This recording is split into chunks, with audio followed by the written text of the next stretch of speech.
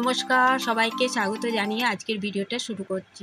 তো সবাইকে অনেক অনেক ভালোবাসা এবং রথযাত্রা অনেক অনেক শুভেচ্ছা। তো আজকে যেহেতু রবিবার, রথযাত্রা দিনটা খুবই শুভ, তাই ভাবলাম জগন্নাথ দেবের দর্শন দিয়ে ভিডিওটা শুরু করি। আর যেহেতু আমার ঠাকুরের আসনে জগন্নাথ দেবের মূর্তি আছে, তাই ভাবলাম ওনার দর্শন দিয়ে, ওনার পুজো দিয়ে ভিডিওটা শুরু করি, তাহলে কেমন হয় বলো। তারপরে আমি এদিকে উঠিয়েওছি অনেক সকালবেলা, তো চলে এসেছি এখানে দুধ গরম করতে। আর এখানে মেয়েও উঠে পড়েছে। তো আজকে যেহেতু রবিবার, তো রান্নাবান্না একটু দেরি করেই হবে। অফিস থাকলে তো তাড়াতাড়ি রান্নাবান্না হয়, তো যেহেতু আজকে দেরি করে রান্নাবান্না হবে, তাই সকাল সকাল উঠে আগে মেয়েকে একটু দুধ কর্নফ্লেক্স দিয়ে দিই। তো এদিকে ও ঘুম থেকে উঠে পড়েছে আর পড়তে বসেছে। তো চলো ওকে দুধ কর্নফ্লেক্সটা দিয়ে দিই, তারপর তোমাদের সাথে কথা বলছি। আর ও আজকে ঘুম থেকে অন্যদিন তাড়াতাড়ি রবিবার ওঠে না, আজকে তাড়াতাড়ি উঠে পড়েছে। তো ওকে দুধ কর্নফ্লেক্সটা দেওয়ার পর এদিকে এসে আমি চাও বসিয়ে দিয়েছি। আর এর মধ্যে একটু ভাবছি আদা দেব। আর তোমাদের সাথে একটা কথা শেয়ার করি, মানে আগে আমি শীতকালে শুধু আদা দিয়ে চা খেতাম, কিন্তু এখন জানি না, গ্রীষ্ম, বর্ষা, শীত সারা বছরই আমার লিকার চায়ে একটুখানি আদা না দিলে খেতে ভালোই লাগে না। অত্যন্ত সকালবেলায়, বিকেলবেলা যাও বা হয়, কিন্তু সকালবেলা ভালোই লাগে না খেতে। তো এখানে তোমাদের দাদা আছে আজকে বাড়িতে, অন্যদিন তো সকালে ভাত খেয়ে অফিস বেরিয়ে যায়, তো আজকে দাদা আছে। তো দাদাকে এক কাপ, এই যে ছোটো কাপের দাদাকে দেবো। আর আমার তো ছোটো কাপে চা খেয়ে পোষায় না, তো আমি বড় কাপের একটু কম চা খাবো। তো চলো এখন মেয়ের কাছে যাই। আর ও দেখো পড়াশোনা নিয়ে খুবই ব্যস্ত, খুবই মনোযোগ সহকারে পড়াশোনা করছে। তো চলো দেখি কি পড়ছে, জিজ্ঞাসা করি। কোনটা প্র্যাকটিস করছিস? কোনটা? সিম্পলিফাইগুলো আগের দিন এগুলো রিভাইজ হয়নি? হ্যাঁ, সিম্পলিফাইগুলো সব কটা রিভাইজ করেছিলিস?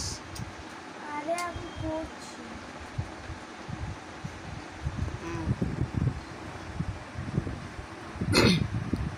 আর ও এত পড়াশোনাটা করছে কারণ হচ্ছে এখন সেকেন্ড সাবমিটিভ, ও 1 আগস্ট থেকে শুরু হবে, তাই এখন পড়াশোনায় খুবই মন। আর এদিকে দেখো আমি ওকে খেজুর দিয়েছি, তো বললাম খেয়ে নিতে দুধের সাথে দিয়ে। তো ওই দুধ কর্নফ্লেক্সের সাথে খেজুর খাবে না, কলা দিলেও খাবে না, ওগুলোকে বলবে আমি আলাদা খাবো। তো এইগুলো কর্নফ্লেক্সের সাথেই খাওয়া ভালো, তো কিন্তু ওকে কিছুতেই দিলেও খাবে না। তো চলো ওকে একটু ম্যাথটা প্র্যাকটিস করিয়ে নিই, কারণ ও যেখানে পড়তে যায় ওখানে স্যার ওর ম্যাথ টেস্ট নেবে, তো একটু প্র্যাকটিস করিয়ে নিই। তারপরে চা খেয়ে আমি রান্নার দিকে যাব, আর তোমাদের দাদা চা খেয়ে যাবে বাজারে। তো চলো তারপর তোমাদের সাথে কথা বলছি।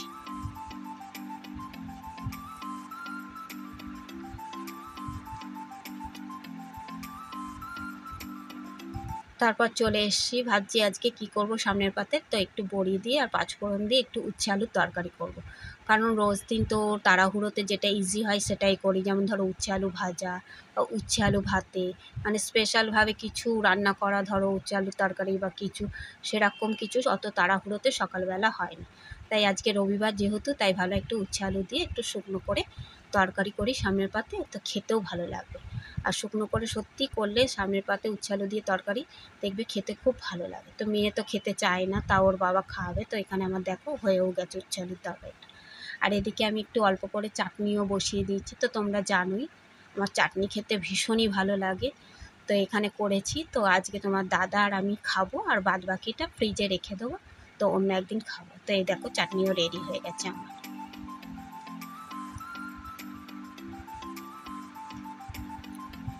আর এদিকে অনেকটা বেলাও হয়ে গেছিলো, তো আমি গ্যাস অফ করে এসে ব্রেকফাস্টটা করে নিই। তো আমি এখানে ওটস ভিজিয়েছি একটু দই দিয়ে আর খেজুর দিয়ে। তো আমার মশলা ওটস ভালো লাগে না, আমি সফলার এই প্লেন ওটসটাই খাই। তো এটা কিন্তু এনার্জি লেভেলটাকে না প্রচুর হাই করে, তুমি ধরো সকাল থেকে রাত পর্যন্ত তোমার কোনো ক্লান্তিই আসবে না, এই ওটসটা খেয়ে আমি এটাই ফিল করি। আর এদিকে দেখো বাইরে দেখো মনে হচ্ছে আগুন ঝরছে, দেখো এত রোদ, কে বলবে এটা বর্ষাকাল। আজকে রথের দিন কোনো বৃষ্টি নেই, যদি আজকে পুজো হতো তো দেখতে ঠিকই বৃষ্টি স্টার্ট হয়ে যেত। তো যাই হোক, আজকে বৃষ্টি না হলে তো বিকেলে তোমাদের সাথে এক জায়গায় যাও। তো চলো এখানে ব্রেকফাস্টটা কমপ্লিট করে নিই, তারপর তোমাদের সাথে আবার কথা বলছি।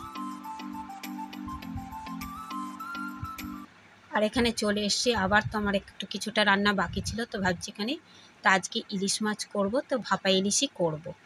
তো পুরোটা সর্ষে দিয়ে করব না, একটু সর্ষে পোস্ত দিয়েই করব। তো জানোই তো মেয়ে মানে সর্ষে পোস্ত দিয়ে যে কোনো মাছ খেতেই খুব ভালোবাসে। আর ও কিন্তু আগে কিন্তু ইলিশ মাছ খেত না মেনলি। এই ১ বছর ধরো হয়তো ও শিখেছে। মানে মামার বাড়ি গিয়ে আমার মায়ের হাতে মানে দিদুনের হাতে প্রথম ভাপা ইলিশ খেয়ে ওর ভালো লেগেছে, তারপর থেকেই ও ইলিশ মাছ খেতে ভালোবাসে।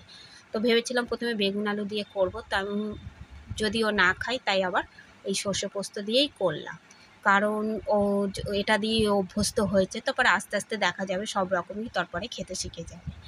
তা এখানে কিন্তু আমার আর তোমাদের দাদার কিন্তু ভীষণই ইলিশ মাছ ফেভারেট, কিন্তু ও আগে খেত না, তো এখন ওরও খুব ফেভারেট হয়ে গেছে। আর আমরা এখন তো ইলিশ মাছ দেখোই তো এখন বিলুপ্ত হয়ে গেছে, মানে ইলিশ মাছ পাওয়াই যায় না। তো আর যখন কিন্তু আমরা ছোট ছিলাম তখন বর্ষাকাল মানেই বৃষ্টি, আর এই প্রতিদিনই মানে সপ্তাহে ২-৩ দিন মানে ধরো ইলিশ মাছ।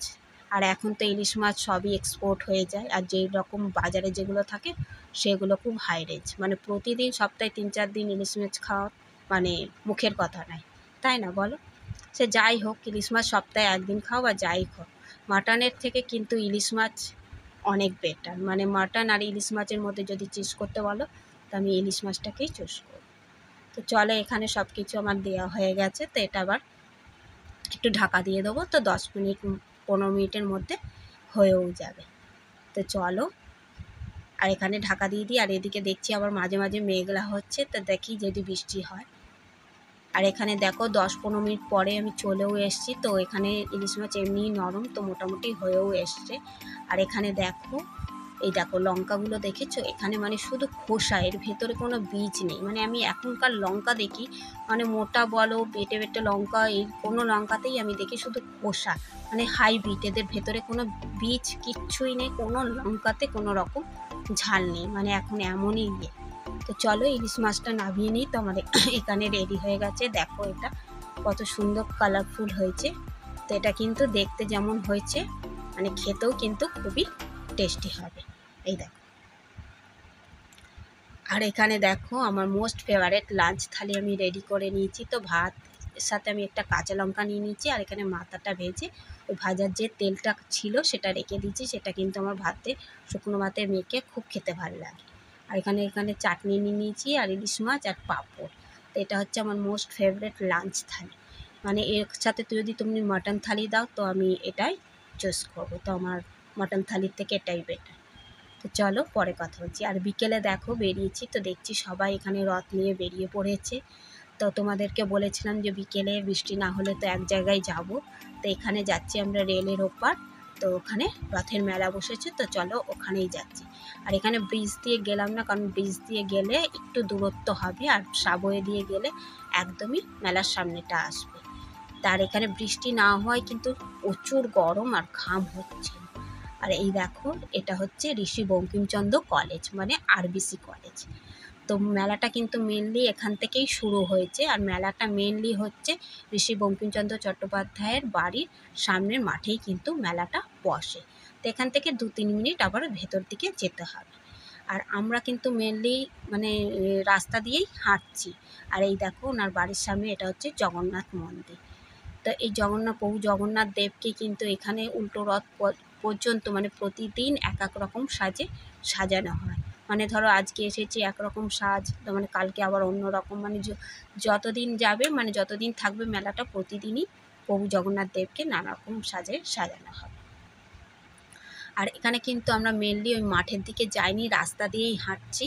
আর ওই ভেতর দিকে কিন্তু অনেক কিছু বসেছে, অনেক দোকানপাট ধরো, কিন্তু ওদিকে যাচ্ছি না। অনেক রকম রাইডস মানে নাগরদোলা, দোলনা বাচ্চাদের সব বসেছে, কিন্তু ওই দিকে যাচ্ছে না তোমার দাদা, কারণ বলছে গরম আর ঘাম, এই দুটোকে ম্যাটার করছে, তার জন্য ভেতরের দিকে ঢুকছেই না। আর এখানে মেয়ে বলছে একটু আইসক্রিম খাবে, তো এখানে ওকে আইসক্রিম কিনে দিয়ে এলাম। ওই দেখো ভেতরের দিকে অনেক কিছু বসেছে, প্রচুর দোকানপাট, তো ওদিকে যাবেন না, তো এখন আর কিছু করারও নেই। আর এখানে দেখো তোমাদেরকে দেখাচ্ছি রাস্তার পাশে, এই দেখো কি সুন্দর এখানে ফুলগুলো বসেছে, এত আর্টিফিশিয়াল ফুলগুলো সুন্দর, তাই তোমাদের সাথে শেয়ার করলাম। কত সুন্দর দেখো। তো আমার নেওয়ার ইচ্ছা ছিল, তো কালী পুজোতে নয়াটিতে কালী পুজোতেও রাস্তার পাশে বসে, তো তখনও দেখা হয় না বা নেওয়া হয় না, এত ভিড় থাকে। আর এই দেখো তোমাদের দেখাচ্ছি, এটা হচ্ছে বঙ্কিম ভবন গবেষণা কেন্দ্র। এটা হচ্ছে ঋষি বঙ্কিমচন্দ্র চট্টোপাধ্যায়ের বাড়ি। তোমরা জানো ঋষি বঙ্কিমচন্দ্র চট্টোপাধ্যায়ের বাড়ি হচ্ছে আমাদের নৈহাটিতে। আর এই বাড়িটা একসময় একদমই ভেঙে গিয়েছিল, আবার নতুন করে সংস্করণ করা হয়েছে। তো এখানে প্রচুর বঙ্কিমচন্দ্র চট্টোপাধ্যায়ের বই আছে। আর শুধু বঙ্কিমচন্দ্র চট্টোপাধ্যায় না, সমরেশ বসু, হরপ্রসাদ শাস্ত্রী সবারই প্রভৃতি সাহিত্যিকের বাড়িও আমাদের নৈহাটিতে। এছাড়া ধরো শ্যামল মিত্র, রাঘব চট্টোপাধ্যায় প্রভৃতি গায়কের বাড়ি আমাদের নৈহাটিতে। এই দেখো এখানে আমি হোয়াইট মেটাল কানের দুল দেখে দৌড়ে এসেছি নিতে, কিন্তু এত হাই রেঞ্জ পড়লো যে আমি রেখে দিয়ে চলে গেলাম। এমনিতেই মেলাতে জানি হাই রেঞ্জ, ওদের একটা রেন্ট পে করতে হয়, তাই জন্যই ওদের এত দামটা বেশি হাই থাকে। আর এখানে যাওয়ার সময় দেখছি মাটির খুব সুন্দর সুন্দর পুতুল এখানে, তাই তোমাদের সাথে শেয়ার করলাম। দেখো কত সুন্দর সুন্দর পুতুলগুলো। এ পাশে দেখো বুদ্ধদেবের মূর্তি, গণেশের মূর্তি। তো অবশেষে আমরা মেলা থেকে চলে এসেছি, আর তোমাদের বললাম প্রচুর গরম ছিল আর ঘামও হচ্ছিল। তো ফ্রেশ হয়ে এখানে বসে পড়েছি জিলিপি খেতে। তো আজকের ভিডিওটাও এখানে শেষ করলাম। তোমাদের কেমন লাগলো অবশ্যই জানিও। ভালো লাগলে লাইক, কমেন্ট, শেয়ার করে দিই, আর চ্যানেলটাকে সাবস্ক্রাইব করে দিই। তো দেখা হচ্ছে অন্য একটি নতুন ভিডিওতে। ততক্ষণের জন্য ভালো থেকো, সুস্থ থেকো, বাই।